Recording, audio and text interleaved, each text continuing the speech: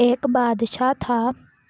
وہ بہت نیک دل تھا اور اپنی رعایا کا بہت خیال رکھنے والا تھا۔ اس بادشاہ کے 2 شہزادے تھے۔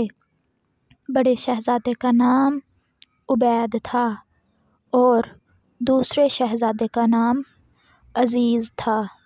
عبید عمر میں تو عزیز سے بڑا تھا مگر عقل اور سمجھداری میں عزیز سے کم تھا۔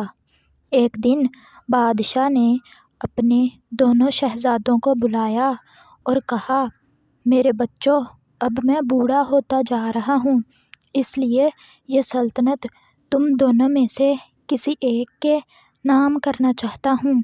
اس کے لیے تم دونوں کو ایک امتحان سے گزرنا ہوگا۔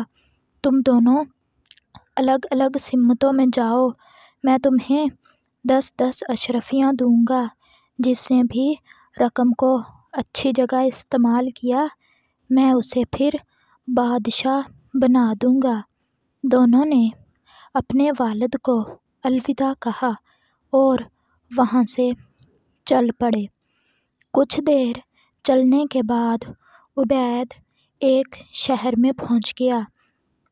وہ وہاں دکانوں سے اپنے لیے کوئی چیز پسند کرنے لگا۔ آخرکار ایک دکان سے اس نے ایک خوبصورت گھڑی پسند کی۔ اس کا خیال تھا کہ بادشاہ کو یہ گھڑی بہت پسند آئے گی۔ دوسری جانب شہزادہ عزیز ایک گاؤں میں پہنچا جہاں پانی کی شدید قلت تھی۔ اس نے اشرفیوں سے وہاں ایک کنواں کھدوایا اور پانی کا مسئلہ ہمیشہ کے لیے حل کر دیا۔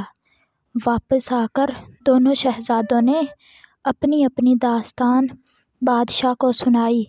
عزیز سے کہا، مجھے تم پر فخر ہے بیٹا کہ تم نے اپنی رعایا کی پریشانی دور کر دی، جبکہ عبید نے اپنے لیے وقتی خوشی حاصل کی، اس لیے آج سے تم بادشاہ ہو۔ اگر آپ کو ہماری یہ ویڈیو اچھی لگی ہو تو اسے لائک کریں اور چینل کو پلیز سبسکرائب کریں۔ شکریہ۔